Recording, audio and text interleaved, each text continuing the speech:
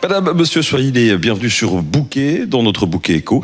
Et nous sommes accueillis ici au Château Bayard à Aiguezé par 4 acteurs majeurs de la province de Namur, 4 acteurs économiques qui organisent ce soir leur Meet and Greet. C'est un événement organisé par l'UCM, par Namur Invest, par le BEP et par Square by New. C'est le place to be, on peut le dire, du monde économique. On en a profité pour avoir un certain nombre d'invités sur le plateau de Bouquet, histoire de prendre le pouls de ce secteur économique en province de Namur.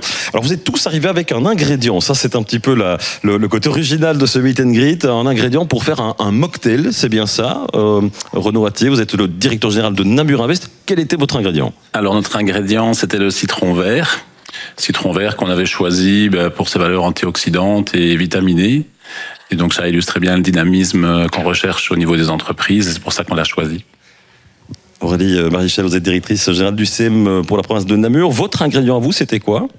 Alors, on avait choisi la menthe pour son côté fraîcheur, peps aussi, dynamisme, et son côté qui permet de... Il s'associe avec plein de choses, finalement. La menthe s'associe avec plein de choses. Renaud de Gueldre, vous êtes directeur général du bureau économique de la province du BEP. Votre ingrédient à vous pour le BEP, c'est quoi?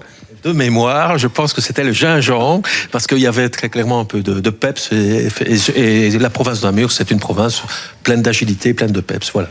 Frédéric Laloux, vous êtes directeur exécutif de New, vous êtes donc aussi forcément l'un des organisateurs du Square by New. L'ingrédient de New, c'est quoi dans ce mocktail? Le basilic. C'est un peu plus original, ça.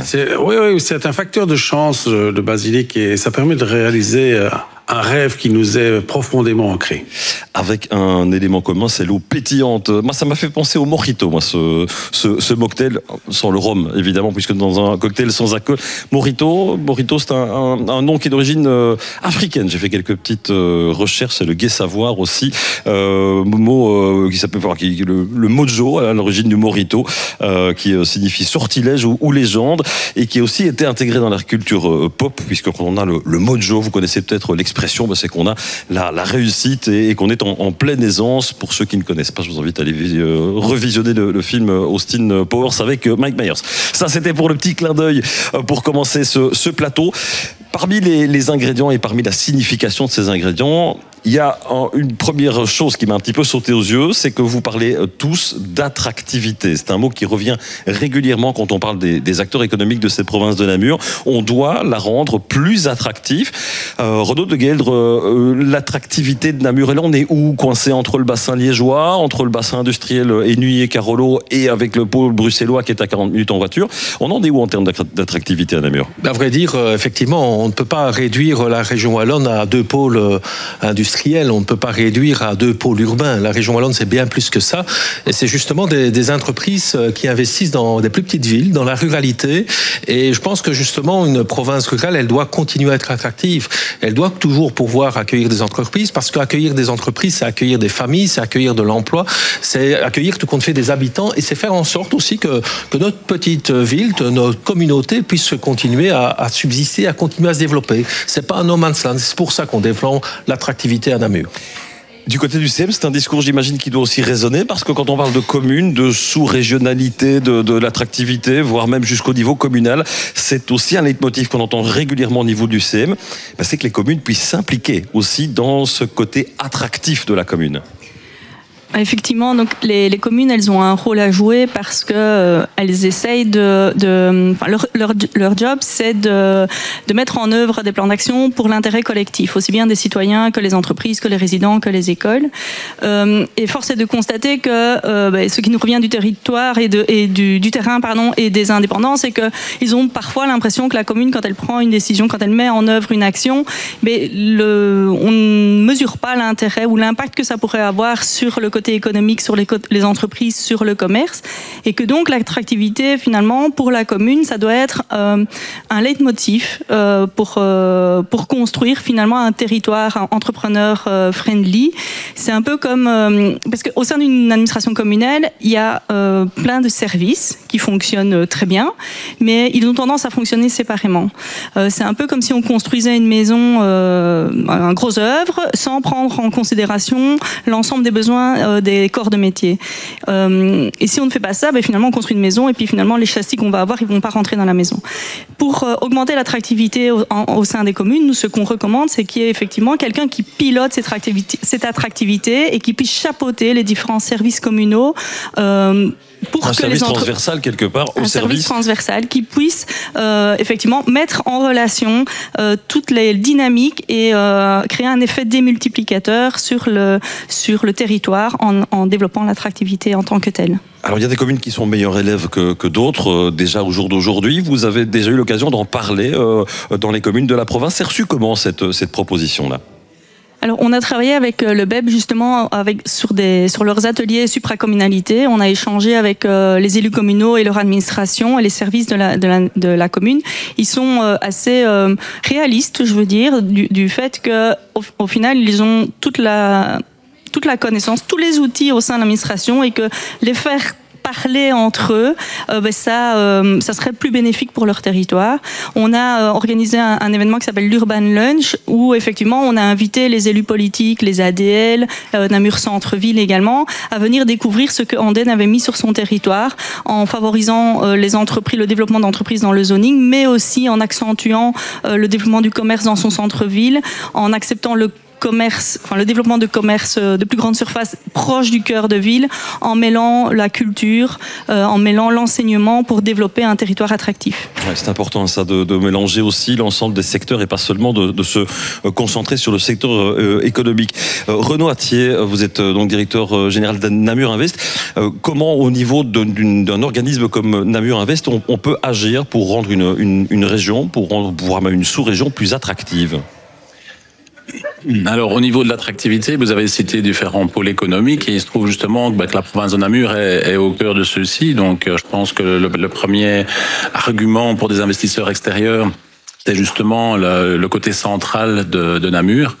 Maintenant, nous, on n'est pas focalisé uniquement sur les investisseurs extérieurs, les entreprises qui viendraient s'implanter en raison de l'attractivité. On est aussi bien sûr orienté vers les entreprises qui sont déjà à Namur, qui s'y développent, essentiellement les TPE, les PME. Et donc, on est un des acteurs qui essayons de satisfaire les besoins de ces entreprises pour qu'elles puissent développer leurs ambitions et leurs projets.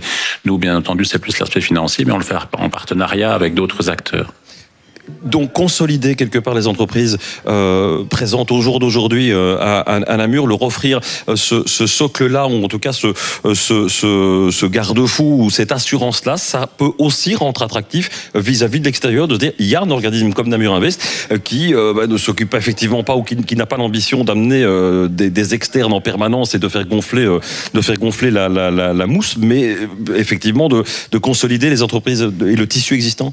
Oui, tout à fait. Donc ça existe partout en région wallonne, mais notre vocation, c'est justement de nous adapter au niveau local, aux besoins spécifiques des entreprises namuroises, du tissu économique de Namur, en privilégiant certains secteurs, par exemple, et en nous adaptant à la typologie des entreprises de Namur. Et aux besoins, et on en parlera aussi tout à l'heure de certains de ces besoins. Au niveau de New, Frédéric Laloux, on parle de marketing territorial. Marketer un territoire au jour d'aujourd'hui pour un organisme public ou parapublic, c'est quelque chose d'important pour une commune comme la commune de Namur, de se vendre avec les mêmes armes et les mêmes outils que le secteur économique.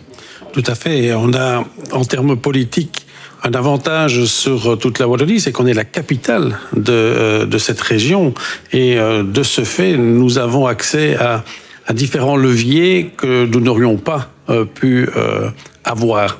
Et je pense que ce qui est très important, justement, par rapport à ça, c'était de fédérer l'ensemble des acteurs, qu'ils soient justement économiques, qu'ils soient académiques, qu'ils soient associatifs, qu'ils soient publics. Et donc, avec le Square by New, on rassemble vraiment tous ces écosystèmes pour permettre à un tout jeune entrepreneur, parce que Square by New est à la base créé par des jeunes entrepreneurs namurois, et de leur donner une possibilité d'accès à ces écosystèmes.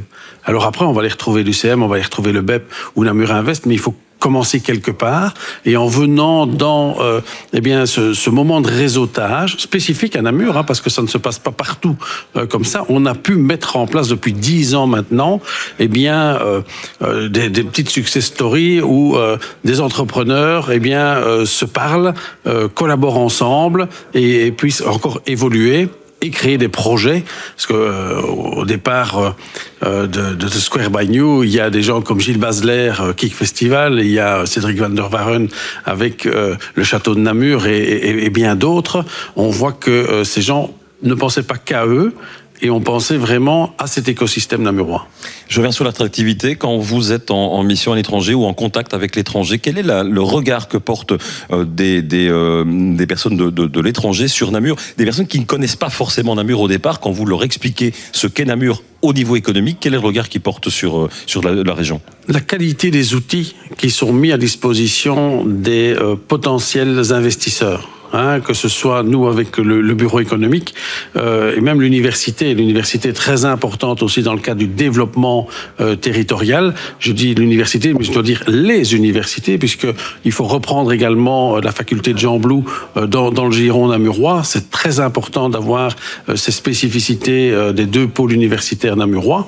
Et donc je pense qu'il y a aussi le fait que quand Namur intègre un réseau international, Namur est très actif. Et on a vu d'ailleurs récemment la reconnaissance pour être dans le réseau des villes créatives de l'UNESCO avec les arts numériques. Et donc l'écosystème namurois maintenant bénéficie de cette aura et de ce nouveau réseau qu'on va pouvoir mettre en œuvre pour les entreprises créatives. Justement, vous me donnez et vous me tendez la perche pour partir sur un deuxième pilier où j'ai l'impression que là aussi il y a une transversalité dans les discours et dans les vœux de ce début d'année. C'est le volet transition. Alors on parle de transition écologique, on parle de transition digitale aussi. C'est Digitalize pour l'instant le salon de digitalisation de l'entreprise. Renaud Attier, comment Namur Invest peut accompagner cette transition pour les entreprises namuroises? Transition écologique, on sait que c'est pas évident, que parfois on peut être perdu aussi par rapport aux normes, aux législations. Comment Namur Invest participe à cette réflexion et à cet effort avec les entreprises? Alors, vous avez cité deux transitions différentes, même si elles se juxtaposent, à la fois plutôt écologique, énergétique et numérique. Pour ce qui concerne la transition numérique, Namur Invest est justement le réceptacle de fonds qui ont été confiés à la fois par la région wallonne et par le FEDER pour ce faire. Donc c'est sur base d'un diagnostic. Donc on va recevoir ici des fonds européens complémentaires justement pour accompagner les petites entreprises. On commence par un diagnostic justement pour évaluer leurs besoins. Est-ce que c'est de la cybersécurité? Est-ce que c'est de la digitalisation des relations commerciales? Donc il y a plusieurs aspects, les process aussi pour certaines d'entre elles. Et puis nous on intervient sur le volet du financement, pas a posteriori, mais sur base d'un constat avec un suivi qui va être effectué pour être certain que le projet est bien construit sur le plan technique, parce que c'est une compétence que nous n'avons pas en interne. Avec une amplitude plus ou moins importante en termes d'investissement justement par rapport aux besoins de l'entreprise? Oui, maintenant c'est focalisé sur les dépenses éligibles. Donc là, évidemment, ce sont des budgets qui sont plus restreints. Il n'empêche qu'on peut accompagner de manière plus large les entreprises pour le reste de leurs besoins. Ça, c'était pour le premier volet.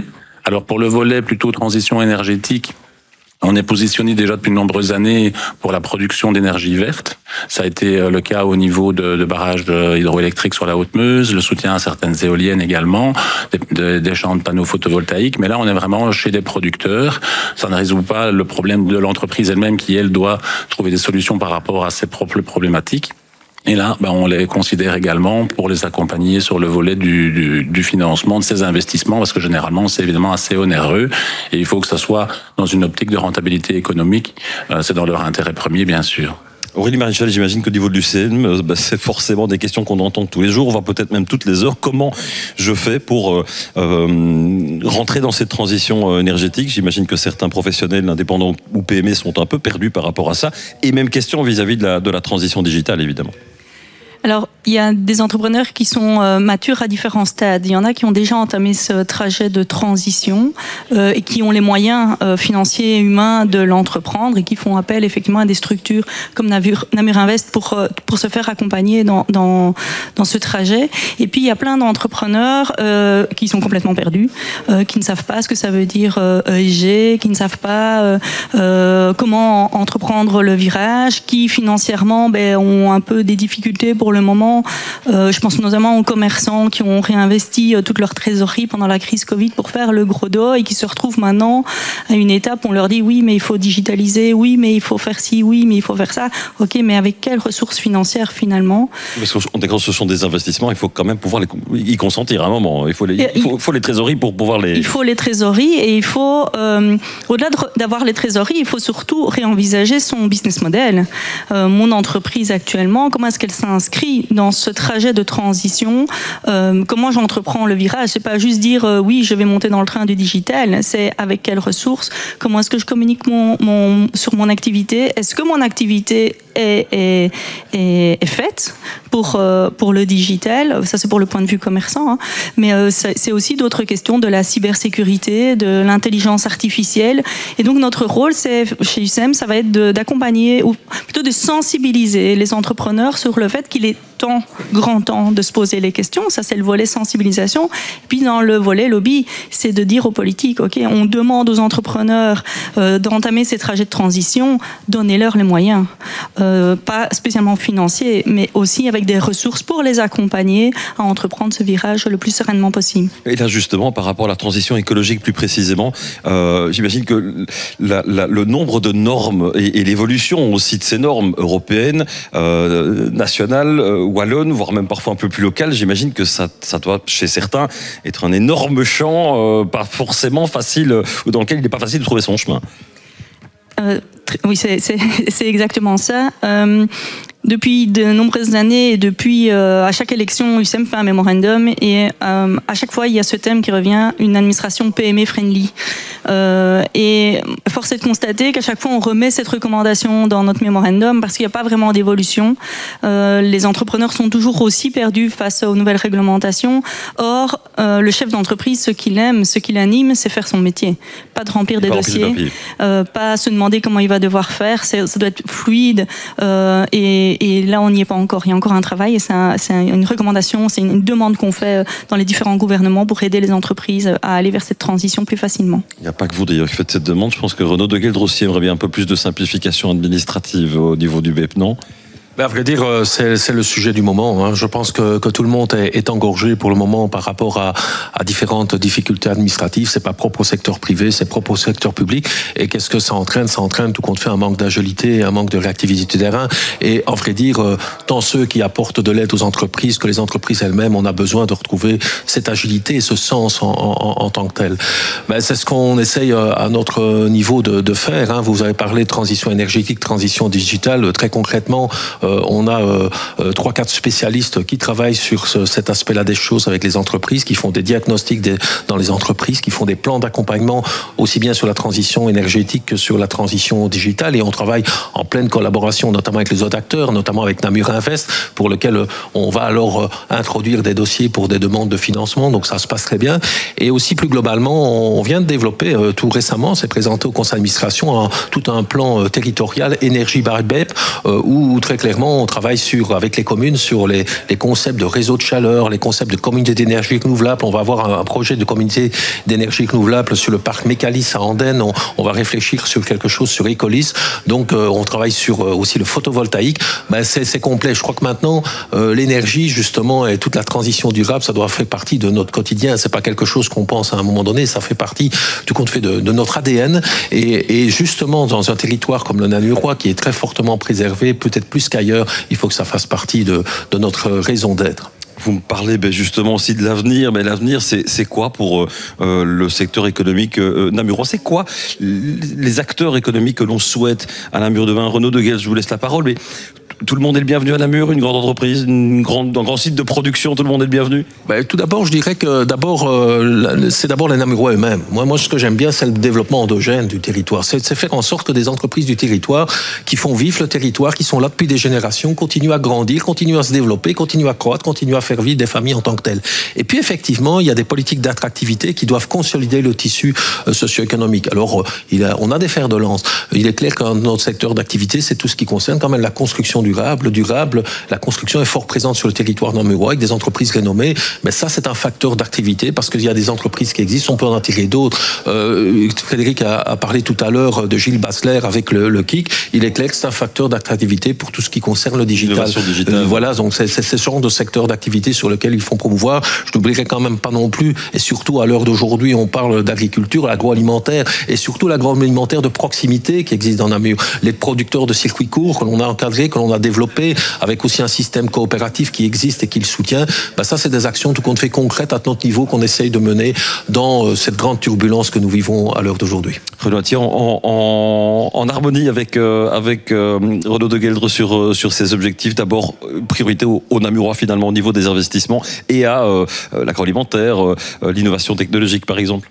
Oui, tout à fait. Priorité aux Namurois, c'est un petit peu ce que je disais tout à l'heure en parlant d'attractivité. C'est très bien par rapport aux investisseurs extérieurs, mais notre regard se porte d'abord sur les PM existantes ou les projets de création d'entreprises à Namur. Et on a des différents secteurs stratégiques qui se trouvent évidemment être les mêmes, notamment l'agroalimentaire et l'éco-construction qui ont été cités. Alors, ça part d'un constat, parce c'est pas seulement parce que c'est dans l'air du temps qu'on les a choisis, mais c'est parce qu'on a pu constater qu'il y avait un tissu économique existant pour qui c'était une opportunité, en fait. Et donc là, on entrevoit les évolutions économiques comme étant un facteur de développement pour ces entreprises, et donc on focalise notre attention à leur rencontre. Alors, c'est un discours qui doit forcément résonner aussi positivement aux oreilles d'Aurélie Maréchal, la directrice générale de l'UCM Namur. Mais là aussi, consolider le local, ne pas être trop gourmand et vivre au rythme de Namur. Vivre au rythme de Namur et surtout favoriser, on est prêt à accueillir toutes les entreprises qui s'inscrivent dans ce qui est déjà existant, qui s'inscrivent bien dans ce qui est déjà existant, qui soient complémentaires et qui réinjectent directement dans l'économie locale.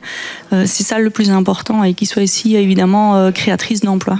Et donc pas de stratégie, oui, effectivement, d'autres provinces ont eu à un certain moment d'autres stratégies. On pense par exemple au Hainaut avec ces gros data centers de Microsoft. C'est pas la volonté ici à Namur. Je dirais que le Hainaut est toujours dans un PIB en dessous de 75% de la moyenne européenne, donc il faut se poser la question sur la stratégie. Nous, à un moment donné, on a des stratégies tout compte fait réalistes qui correspondent à notre territoire. Un data center, on en a eu. On en a un qui est sur Ecolis, qui a été attiré sur Ecolis en tant que tel. Mais objectivement, est-ce que c'est uniquement ça, un tissu socio-économique ? Je répète souvent qu'un tissu socio-économique, c'est pas des infrastructures uniquement, c'est des hommes et des femmes qui investissent. Et je pense que des acteurs de proximité comme l'UCM, comme Namur Invest, comme New, etc., on est là à côté de personnes qui investissent et qui sont en difficulté dans le quotidien pour essayer à continuer de les développer en tant que tels. Ça, je pense que c'est une stratégie à un moment donné qui est tout compte fait très positive par rapport tout compte fait aux attentes entre guillemets qui sont exprimées. Soyez quand même proches entre guillemets de nous, soyez compréhensifs aussi de nos réalités de terrain. Et je pense que des acteurs de proximité, justement, ils sont là pour ça. Le Namurois n'est pas gourmand finalement, Renaud Attier. Pas gourmand en quel terme ? En termes de taille, de volume, d'ampleur, le Namurois reste discret et efficace. C'est un petit peu ça qu'on pourrait dire du tissu économique actuel. Alors efficace, oui. Maintenant, on est tout à fait conscient de la taille que Namur a par rapport à d'autres pôles économiques qui sont complémentaires au niveau du développement régional considéré de manière plus globale. Maintenant, je pense que par rapport à sa taille, Namur se défend très bien, tant au niveau du développement des PME que au niveau des indicateurs économiques plus généraux.